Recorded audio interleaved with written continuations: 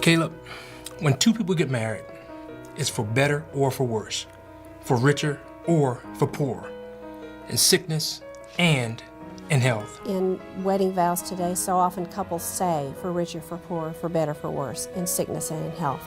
But because they're standing there in such a happy moment, they're not thinking sickness, they're not thinking death, they're not thinking poor. We walked into marriage with difficulties, and coming from a home where marriage wasn't modeled for me, I didn't know how to do marriage. I didn't know what it looked like. I kept wondering, how are we going to get out of this here?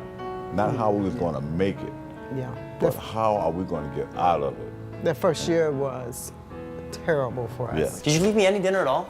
I assumed you were eating with Michael.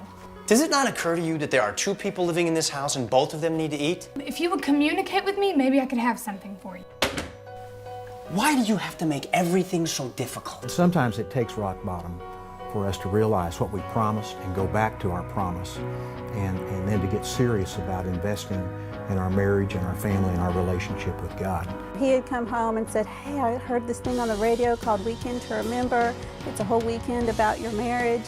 I think it would be great for us to go to. I said, no, I don't want to go. It's been a whole weekend talking about our marriage. We've been talking about it for the last 5 years. I didn't want to be there, and I didn't want to hear what they had to say, but I recognized that what they were saying was who I was. I really started to feel like there was some hope. But we went Friday night, and oh, wow, it was incredible. We thought we had talked about our marriage for the last 5 years. We hadn't even hit the surface. The conferences do meet everybody where they are, and they're still great for people that have great marriages, and I think it allows God to take you to a next level. That's what it did for us. For men, this is an opportunity to tell your wife, you mean more to me than anything.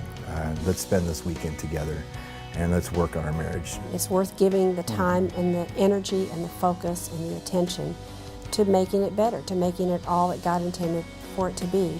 And as long as you're breathing, there is hope.